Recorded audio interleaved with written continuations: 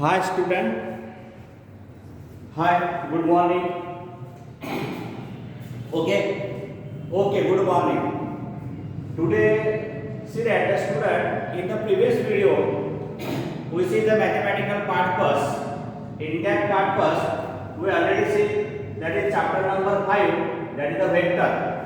And in this vector chapter, in the previous video, we see that the article, that is the product of vectors, and in that article we see that is the property of the scalar product of the vectors. Okay, now today I will start the new article, otherwise new unit, that is the direction angle and direction cosines. Direction angle and direction cosines. So see that, so what is meant by the direction angle? So first of all, you know that the coordinate systems. The coordinate systems are the two types, that is the 2 dimension and 3 dimension. So I will see that here, the 3 dimension. In 3 dimension, there are the x-axis, y-axis and z-axis. And you know that the students, all these 3 axes are intersect to each other perpendicularly. Okay. And so I will draw here the x-axis, y-axis, z-axis, that origin is the O. Okay. Now, after this, I will draw a line OP, and that will be the passing through the point O.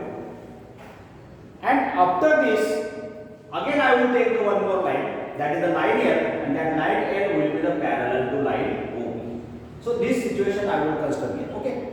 Now we see this concept, that is the direction angle. So what is meant by the direction angle? See that in the figure. This is the positive x-axis. That is the ray OX. Now I will rotate this ray OX anti-clockwise.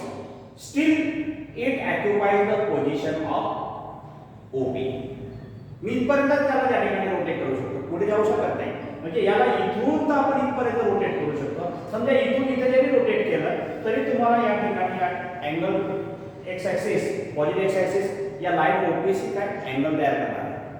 मग तुम्ही जिथे थांबलात तिथं तिथं कुठला तरी angle तयार होणार. म्हणून मी काय म्हणतो या ठिकाणी, so still rotate anticlockwise up to it occupies the position of ray OP, and so that angle will be formed, and so that angle is called as the direction angle of a positive x-axis with line OP, or the of a angle with the line OP with the positive x-axis. So असं त्या ठिकाणी बोलू शकता. And it will be denoted by the notation that is the alpha, and means alpha is the angle made by the x-axis with the line in anti-clockwise direction. Similarly, the positive y-axis which make an angle, the line OP in the anti-clockwise, that is also direction angle, and it is denoted by the beta. Same way, the positive y-axis, z-axis is also made by angle with the anti-clockwise direction with the line OP, and that is also direction angle, and it is denoted by the gamma. And so that's why alpha, beta, gamma are the direction angle. Are the direction angle made by the line with the axis, x-axis, y-axis, and z-axis respectively. आपण असं म्हणू शकतो. Okay, and so these are the direction. Understood? Okay. So direction angle कळलं असेल मित्रांनो, तर आपण आता पुढचा कन्सेप्ट बघूया, that is the direction cosines. Okay, so what is meant by the direction cosines? So that is the cosine of this directed angle, that is alpha. The cosine of the alpha, that will be denoted by cos alpha. Cosine of the alpha, that is the cos alpha, and cosine of the beta, that is the cos beta. Similarly, cosine angle of gamma, that is the cos gamma. And so cos alpha, cos beta, and cos gamma are called as the direction cosines of the line, and it is denoted by the notation that is the L, M, N.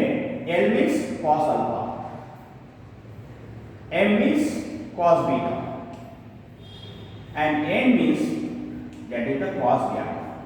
So these are the direction cosines, and these are the direction angle. Understood what is the difference between the direction angle and direction cosines? What is the meaning of direction angle and what is the meaning of direction cosine? If you know the direction angle, then you can say that direction cosines. Okay. After this, we see the some remarks.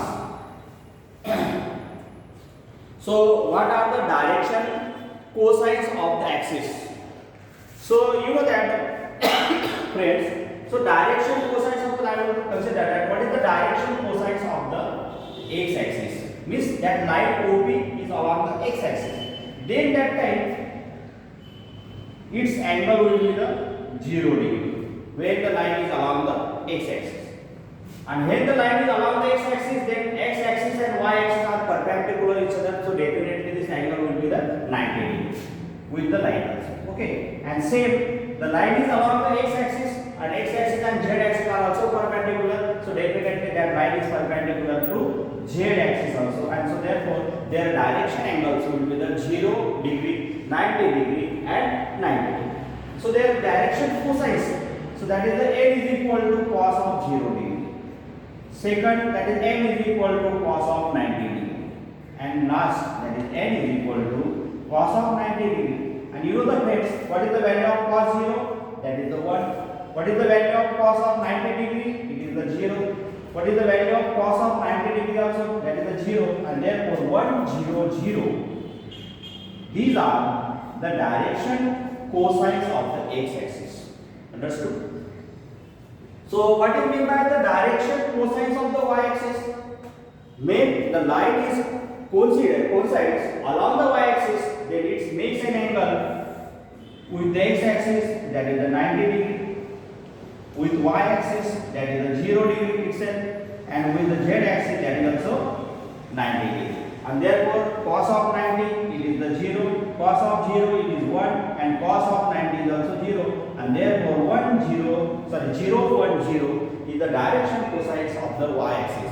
So what are the direction cosines of the z-axis then? Yes, definitely that is with the x-axis it is the 0 degree, y-axis is in the z-axis is the x-axis is the 90 degree, y-axis is also 90 degree, and itself that is the z-axis that is the 0 degree. So that's why cos 90 is 0, again cos 90 is 0, and cos 0 is 1, and therefore 0, 0, 1 are the direction cosines of the z-axis.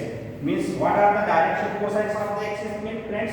That is 1 0 0, 0 1 0, and 0 0 1. Okay, these are the direction cosines of the x-axis, y-axis, and z-axis. Okay, understood? Okay. Now after this, one more remark is that suppose that I will extend this line OP. See that I will take the point OP dash. And so here are the two rays, that is the OP and OP dash. OP and OP dash. So that's why the direction angle of the OP with the x-axis is the alpha, and the direction angle of the OP dash is a pi minus alpha. And so therefore the direction cosines of OP, that is n is equal to cos alpha, and direction cosines of the line OP dash is a cos of pi minus alpha. And so therefore cos of pi minus alpha means it is the cos alpha, and that's why the value of this direction cosines, it will be positive as well as the negative, and that's why the direction cosines of any lines will be the plus or minus l. Similarly it is plus or minus m, and similarly it is the plus or minus n also. And so that's why this is l, m, n, positive or negative. These are the direction cosines of any line. Okay. Now after this, so that if any line is parallel to this OP, that is supposed to be L, so it's also satisfy the same rules, that is direction angle also, that is alpha, beta, gamma, in direction cosine also L, M, N, it's the same way. Okay. Now after this, we see then one more theorem. That theorem will be that if L, M, N are the direction cosines of the line, then prove that, otherwise then L square plus N square plus N square is equal to 1. That is the sum of the square of this direction cosines is always 1, and so its proof require that. So first of all, we know that the alpha, beta, and gamma, these are the direction angle made by the line with the anti-clockwise direction with positive x-axis, with x-axis, y-axis, and z-axis. And so therefore, naturally, their direction cosine are cos alpha, cos beta, and cos gamma. That is, by notation, L is equal to cos alpha, M is equal to cos beta, and N is equal to cos gamma. Okay. After this, I will consider that is the vector A bar, that is A1I plus A2J plus A3K. It is along the line, that is the line L, supposed to be. And now, you know that already that the unit vector along the x-axis, it will be denoted by I cap. Unit vector along the y-axis, it will be denoted by j cap. And unit vector along the z-axis, it will be denoted by the k bar. So that I, j, k are the unit vectors along the axis, along the x-axis, y-axis, and z-axis. Okay. Now, next point will be I will consider that I cap is the unit vector along x-axis. And so therefore, by definition of dot product, I will consider that A bar dot I cap. So according to definition, we will get that is the product of their magnitude and cosine of angle between them. And so then I is along x-axis, that's why the line and x-axis, if direction angle will be alpha, and so by definition we get that magnitude of A multiplied by magnitude of unit vector I bar into cos of angle between them, that is the cos alpha. So by simplifying, magnitude of A bar is A, magnitude of unit vector I is 1 and cos of alpha. And that's why we get that A bar dot I cap is equal to A cos alpha. Again see that you know the value of A bar, and so therefore I will substitute the value of A bar, that is the A1I, means A bar dot I cap is equal to A1I plus A2J plus A3K dot product with I. And by simplifying this dot product, you know that already that is the A1. So remaining, that is I, J bar dot I bar is 0, K bar dot I bar is 0, but I bar dot I bar is 1, and that's why its magnitude is A1. And therefore, A bar dot I cap, this is the one more relation and this is the first relation. And so both are the values of the dot product A bar dot I, and so that's why by comparing, we get that is the cos alpha is equal to A cos alpha is equal to A1.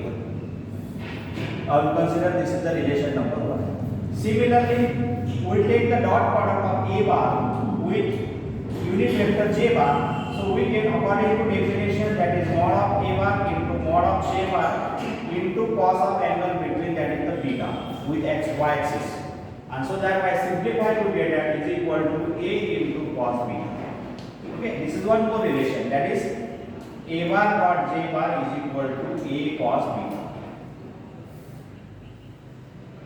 Again, we substitute the value of A bar, that is A1I plus A2J plus A3 dot with J bar, and so this dot product will be that directly A2, because I bar dot J is 0, J bar dot J is 1, and K bar dot J is 0. So that's why we directly get that A bar dot J bar is equal to A2, and therefore by comparing this, so we get that is the A cos beta is equal to A. Similarly, with the z axis, we directly say that is the A cos gamma, because their direction angle is gamma is equal to A. And therefore we get the three relation, that is one, I will suppose to be this is second and this is the third. And so after this, by squaring and adding all these three equations, so we get that is by squaring and adding. So now squaring to left side, this square of this, that is the A square into cos square alpha, plus square of this side, that is the A square plus cos square beta, and plus a square cos square gamma is equal to a1 square plus a2 square plus a3 square. Okay. Now take out the a square common, that is a square inside the bracket cos square alpha plus cos square beta plus cos square gamma is equal to a1 square plus a2 square plus a3 square. Okay, so therefore a square is equal to, now in this side the cos direction cosines it will be denoted by L means cos alpha, so I will return the value of cos square alpha as L square plus m square plus n square is equal to, this is the magnitude of the vector. See that this is the vector a1, that is the a1i plus a2j plus a3. Therefore its magnitude, that is mod of a1, is equal to under root of a square plus a1 square plus a2 square plus a3 square. So squaring to both sides, so we get that a square is equal to a1 square plus a2 square plus a3 square.